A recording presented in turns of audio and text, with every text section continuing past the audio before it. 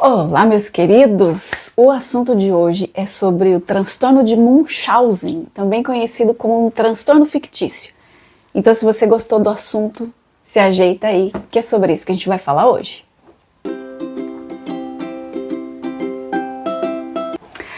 Bom, meu nome é Juliana, eu sou psicanalista, escritora, astróloga. A proposta desse canal é falar sobre os transtornos de comportamento com auxílio da astrologia. E se você quiser fazer seu mapa comigo, me manda um e-mail que a gente conversa sobre isso, tá? Antes tem uns recadinhos importantes. Eu acabei de disponibilizar aqui no canal um curso inteiro de astrologia, totalmente free. Então, se você gosta do assunto, mas nunca se aprofundou no tema, tem aqui 20 aulas totalmente disponível para você, desde o básico, desde o zero, até você conseguir fazer uma interpretação ali do mapa. Agora, se você já conhece um pouco sobre o assunto, mas também quer se aprofundar nessa questão das análises psiquiátricas ou de transtornos de comportamento, eu tenho um curso sobre psiquiatria e espiritualidade dentro dos transtornos emocionais pela visão da astrologia. Eu vou deixar aqui na descrição do vídeo o caminho para você encontrar, tanto do curso, quanto dos meus livros, Emoções e Sentimentos, que fala sobre o lado luminoso e o lado sombrio de cada emoção, Psicopatia como Herança, que fala sobre os transtornos de narcisismo, borderline e psicoses de modo geral. Tem bastante conteúdo de astrologia, porque a gente interpreta o mapa de cada um dos personagens dessa história. Então, se você ficou interessado, também me manda um e-mail que eu posso enviar para você um exemplar autografado. Eu envio para qualquer lugar do Brasil. E eu até vou fazer uma observação. Eu costumo sempre avaliar se os links de acesso eles estão funcionando. E recentemente eu consultei todos eles, eu vi pelo quanto que estava sendo vendido esses livros. Gente, eu fiquei assustada com o preço. Já é bem difícil a gente conseguir falar sobre a leitura ou incentivar a leitura. E ainda mais com esse preço, nossa, fica muito difícil mesmo. Então, se você quiser ler algum dos meus livros, eu vendo por um preço bem mais em conta do que você encontra pelos sites. É só me mandar um e-mail que eu envio para você. Agora, sem enrolação, vamos direto ao ponto. Hoje a gente vai falar sobre a síndrome de Munchausen. Eu nem sabia que era esse nome, mas eu sabia que esse transtorno de comportamento existia. A síndrome de Munchausen é uma forma como esse transtorno ele é mais conhecido. Até pouco tempo atrás ele estava descrito dessa forma e hoje ele é encontrado no DSM-5 como um transtorno factício. Essa síndrome tem a ver com uma pessoa que finge ou causa a si mesmo doenças ou traumas psicológicos para chamar a atenção. Então a pessoa pode fazer tanto isso com ela mesma, como ela também pode fazer para outra pessoa, que nesse caso é que a gente chama de transtorno factício imposto a outra pessoa. E é exatamente sobre isso que a gente vai falar hoje. Nessa condição, né, quando é imposto a outra pessoa, é quando o cuidador, às vezes a mãe, né, geralmente a mãe, acaba provocando ou inventando sintomas de doença no filho ou na pessoa que estiver sobre o cuidado dela para atrair a atenção e obter simpatia como um cuidador dedicado, como uma pessoa exemplar, enfim. Eu acho que ajuda a gente a entender um pouco da história do nome, ajuda a gente a compreender o porquê. Esse nome, Munchausen, ele vem de um nobre alemão que lá no século XVIII ele era o Barão de Munchausen e ele ficou muito conhecido por conta das histórias exageradas e fantásticas que ele acabava contando sobre as próprias aventuras. As histórias dele eram sempre cheias assim, de feitos impossíveis, como viajar para a lua, como ser engolido por um peixe gigante e acabar sobrevivendo. E em 1951, um psiquiatra britânico acabou usando esse nome, Munchausen, para descrever uma condição terapêutica de alguém que inventa ou que exagera doenças ou ferimentos para ganhar atenção, para ganhar simpatia. Então esse nome foi dado a esse transtorno de comportamento como uma alusão a esse barão, porque o comportamento dos cuidadores que fabricam doenças em outras pessoas é visto como uma forma de contar histórias ou de exagerar, da mesma forma que o barão fazia lá com as suas aventuras. Saber um pouco da história ajuda a gente a entender melhor como é que funciona esse transtorno. A falsificação de doença, o cuidador inventar doenças, criar sintomas fictícios e até às vezes causar alguma doença, algum dano físico para um paciente, especialmente no caso de uma criança, para criar uma aparência de que a criança está doente, é uma tendência de comportamento mais visível nesse transtorno. Então a pessoa que tem esse transtorno, ela quer ser vista como uma cuidadora exemplar, como uma heroína que se sacrifica por uma outra pessoa e que abre mão da própria vida para que a outra pessoa sobreviva, e assim ela acaba recebendo a simpatia dos médicos, dos enfermeiros. E não são raras as vezes que um cuidador nessa condição ele acaba provocando diretamente alguma lesão ou administra algum medicamento que induz algum sintoma, por exemplo, que a gente já viu até em filmes, doses erradas de insulina para provocar efeitos colaterais ali naquela pessoa. Então, diagnosticar esse transtorno, ele é bastante desafiador, porque os cuidadores envolvidos ali, né, a pessoa que apresenta esse transtorno, ela costuma ser muito habilidosa em manipular os profissionais da área de saúde, fazendo até com que a criança, ou a vítima, né, eu falo criança, mas é a vítima como um todo, com que ela pareça realmente estar doente. Eu quero abrir aspas aqui para uma observação. Quem já assistiu aquele filme O Sexto Sentido, tem uma parte em que a menina mostra para o menino como que ela morreu. No filme, ela sugere que a mãe envenenava ela com alguma coisa. Eu não me lembro muito bem o que era, mas aquela cena muito rápida faz uma alusão a essa síndrome. Então, se você não viu, eu recomendo que você veja, porque é um filme muito legal. E aí eu já dei um spoiler também do que se trata o filme, né? Os sinais mais possíveis para um diagnóstico, eles acabam incluindo, claro, que o histórico médico. Então, aquela história médica muito inconsistente, incoerente, por exemplo, pneumonia repetidas vezes num curto período de tempo. Uma criança que é submetida a vários exames e a vários tratamentos diferentes, a vários exames invasivos, às vezes até agressivos, e que o histórico médico, ele fica meio cheio de falhas, parece que ele nunca é concluído pela mesma equipe. Então, são hospitais diferentes, são clínicas diferentes, são profissionais diferentes e coisas muito aleatórias.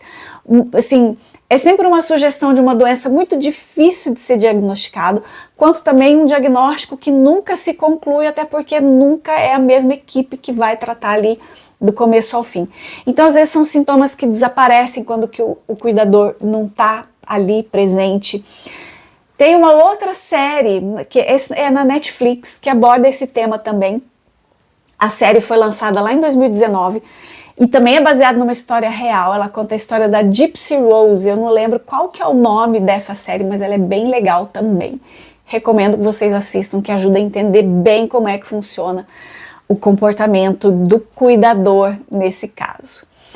Por que é importante a gente falar sobre isso, gente? Porque a síndrome de Munchausen, ela é muito perigosa, porque ela coloca a vida de outra pessoa em risco, além de causar um sofrimento emocional grave para a vítima. Então, a parte mais difícil é a pessoa que sofre com esse transtorno se conscientizar disso. Por isso que esse é um passo muito importante para a equipe médica, conseguir fechar um diagnóstico do começo ao fim e se cercar de todos os meios em relação a esse cuidador. Isso significa que a conversa entre a parte clínica, a parte ambulatorial, a parte psiquiátrica, a parte da psicologia, tem que estar muito bem alinhada para poder fechar esse diagnóstico rápido até, porque o quanto antes identificar, mais rápido a gente consegue salvar uma vítima ali desse cuidador. O tratamento geralmente envolve intervenção terapêutica, tanto para o cuidador quanto para a vítima, que pode incluir ali a retirada, às vezes até da criança, desse cuidador ou do vulnerável, né? Não é necessariamente uma criança, às vezes pode ser um idoso também. Mas enfim, vamos ao mapa. Eu vou abrir o mapa aqui para eu poder olhar para ele. Vamos lá. Essa pessoa, ela passou pelo meu consultório há um tempo atrás, então não é um caso recente. Naquela ocasião, a queixa dela era sobre o abandono do filho. Ela foi uma mãe muito jovem, teve muitos problemas no casamento. Na época, ela acabou atribuindo esses problemas ao fato do filho ser muito doente e de precisar de muitos médicos, de exame o tempo todo. Então, ela vivia em hospitais e o casamento não suportou tudo isso. Eu trouxe essa observação só para a gente contextualizar sobre o ponto que a gente está analisando, até porque a astrologia não é adivinhação, eu falo isso sempre e eu vou falar muitas vezes ainda sobre isso, que a astrologia não é adivinhação, você precisa conversar com o seu cliente para saber o que é que você está procurando, o que é que você está analisando ali dentro do mapa, certo? Bom, então vamos lá. Estamos falando de um Sol em Escorpião na casa 12. O Sol na casa 12, ele já sugere alguns cuidados especiais, porque o Sol ele trata do ego, do que nós somos em essência, e a casa 12 trata justamente da dissolução do ego.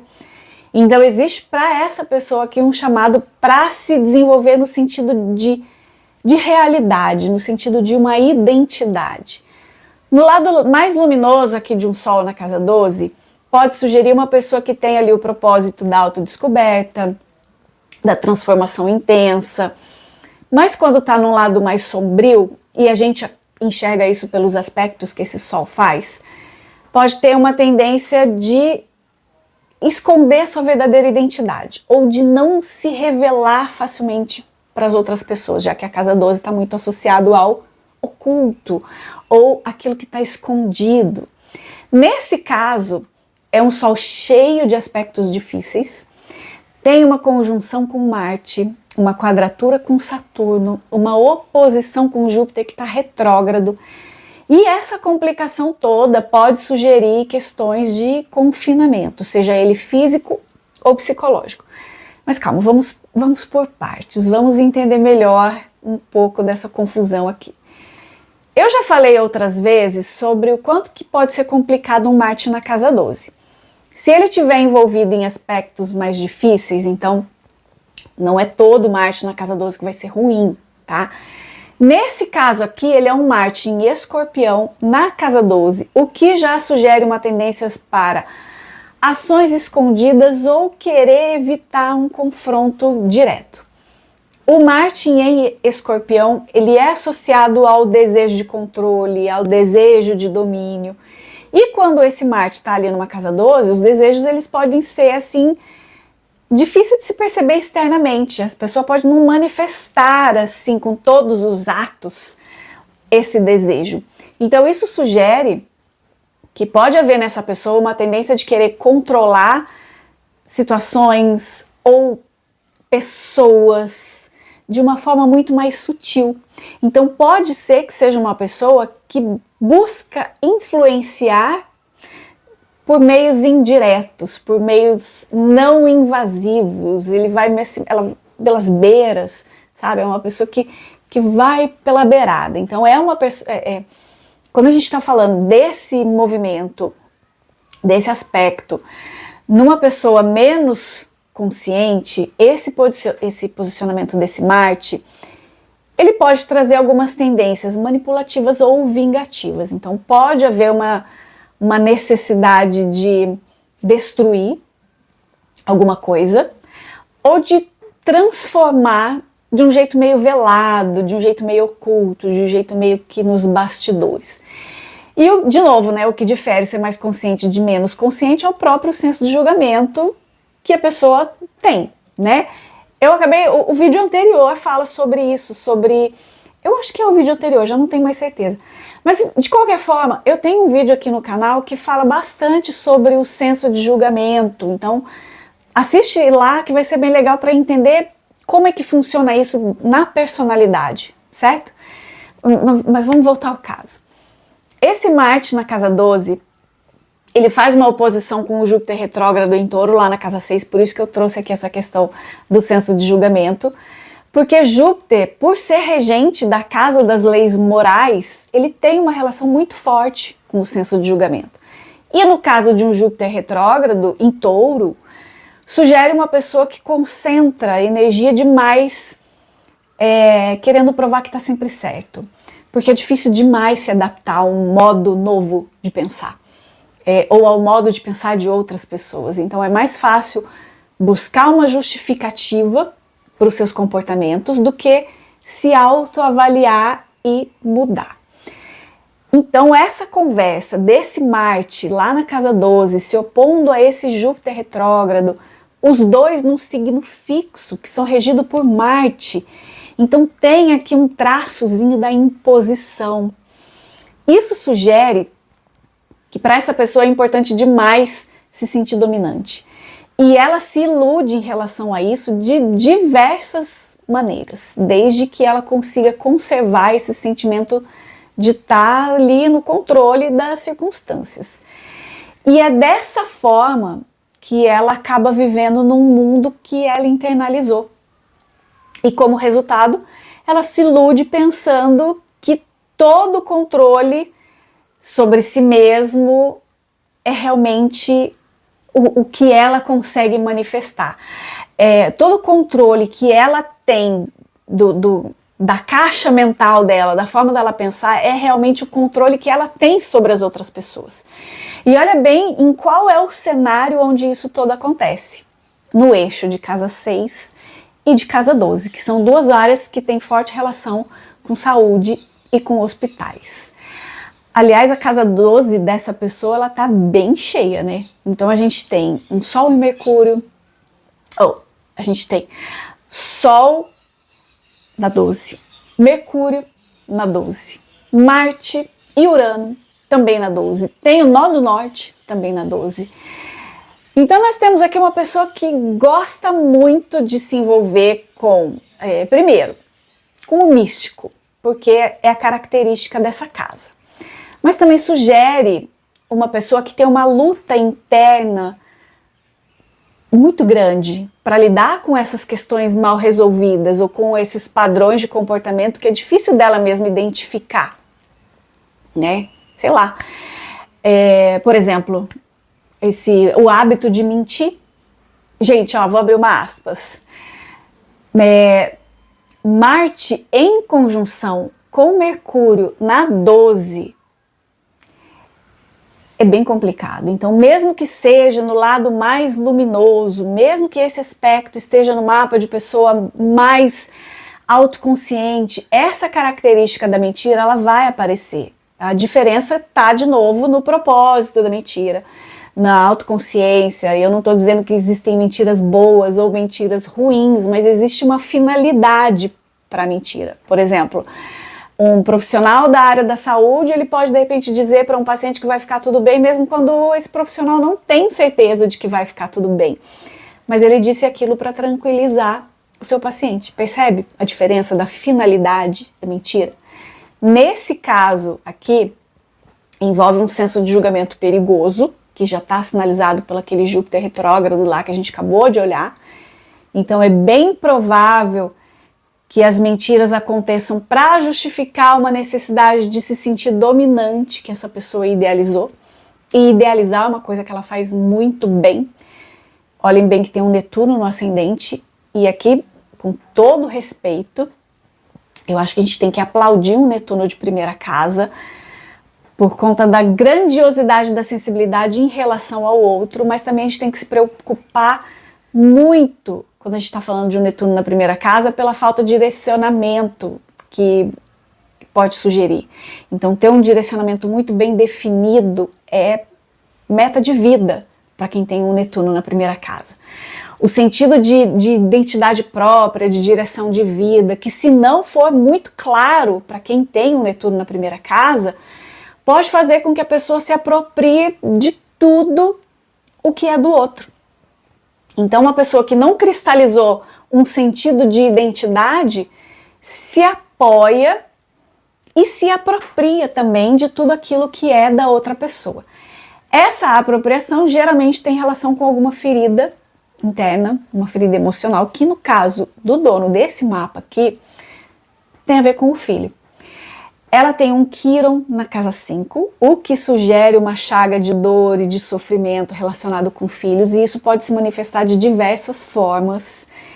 Eu já vi casos de abortos, né? Não interessa se ele foi natural ou não, mas caso relacionado com a perda do filho, com o medo de perder um filho, com a morte do filho, o medo de perder o filho para alguma doença, dificuldade para ter filhos, de não conseguir levar uma gestação até o final. Eu também já tive o privilégio de acompanhar uma mulher que numa sessão de regressão, ela acessou uma vida onde ela morria e deixava os filhos pequenos, e isso causou uma dor que acompanhou ela até as vidas seguintes que ela teve, enfim. São muitas histórias relacionadas a filho, quando a gente tem um Quiron na casa 5. A questão é que o maternar de quem tem o Quiron na casa 5 sempre vai ser uma questão importante. Ainda mais para essa pessoa desse mapa aqui, que tem uma lua em câncer. Eu nem preciso falar muito sobre a lua em câncer e a relação com a maternidade. Mas eu vou falar dessa lua depois, tá? Agora eu quero pontuar uma coisinha mais sobre esse Quiron, porque o que pouco se fala em relação ao Quiron é que ele pode indicar tanto os feridos como também aqueles que causam feridas. E no caso dessa história de hoje, tem mais relação com o causar uma dor para tentar sufocar a própria dor. É um Quiron em Áries, gente, que está sugerindo uma chaga da autoimagem.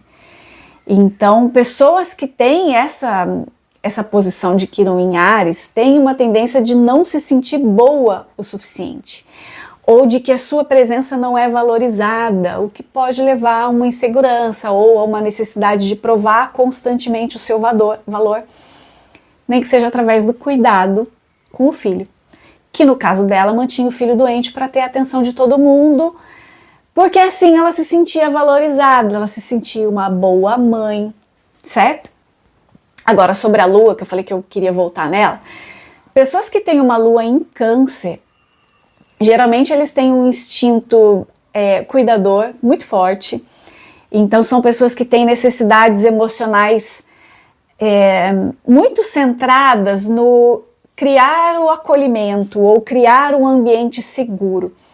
E na casa 8, pode sugerir um forte desejo de querer curar e transformar o outro, ainda mais se essa lua está fazendo um trígono com Marte na casa 12, como esse daqui. Então isso sugere que essa pessoa ela tem uma tendência maior para imaginar ataques que de verdade nunca aconteceram, né? Uma lua em trígono com Marte por si só já sugere esse clima tenso, mas nesse caso especificamente, por todos os aspectos que envolve esse Marte, o Marte que está envolvido com o Mercúrio, e a gente já falou sobre ele, e também pela presença de Urano aqui na casa 12, que apesar dele não estar envolvido em nenhum aspecto, nem com Marte, nem com o Sol, nem com o Mercúrio, ele está na casa 12. E um Urano na casa 12 também pode ser bem complicado para uma personalidade mais distraída. Eu também tenho um vídeo aqui no canal onde eu falo sobre essa questão de Urano na casa 12, a relação de esquizofrenia, se confundir com mediunidade, a posição de Urano na casa 12. Eu também recomendo que vocês assistam, porque ele explica bem essa questão de um Urano na casa 12 quando ele não é muito bem incorporado pela pessoa. Eu até aproveito para fazer aqui uma observação, porque como a gente está falando de uma casa 12 muito cheia, eu estou já esperando nos comentários aqui todo mundo falar sobre a questão da intuição e da mediunidade, já que a gente tem um Netuno no ascendente, uma Lua na casa 8. Gente, eu sempre falo isso aqui também, são 3 coisas que andam de mãos dadas: criatividade, espiritualidade e loucura. E o que difere uma coisa da outra é o nível de consciência. Então isso já ajuda a desconstruir aquele mito sobre as fórmulas prontas, que geralmente a gente vê por aí relacionado com astrologia, Nem sempre o Netuno na casa 1, ou na casa 10, ou na casa X é bom. Nem sempre uma lua com aspectos fluidos envolvendo a casa 12 é mediunidade consciente e por aí vai, tá, gente? Astrologia não é adivinhação. Então não adianta nada você estudar sobre os signos, sobre os planetas, se você não estudar sobre o comportamento humano. E uma outra coisa que eu acho importante falar é que tem certos aspectos astrológicos que eles podem sim sugerir padrões emocionais ou comportamentais, mas é importante lembrar que esse transtorno de Munchausen, na verdade eu acho que qualquer transtorno que eu falo deles aqui no canal, é uma condição psicológica séria que envolve muitos fatores.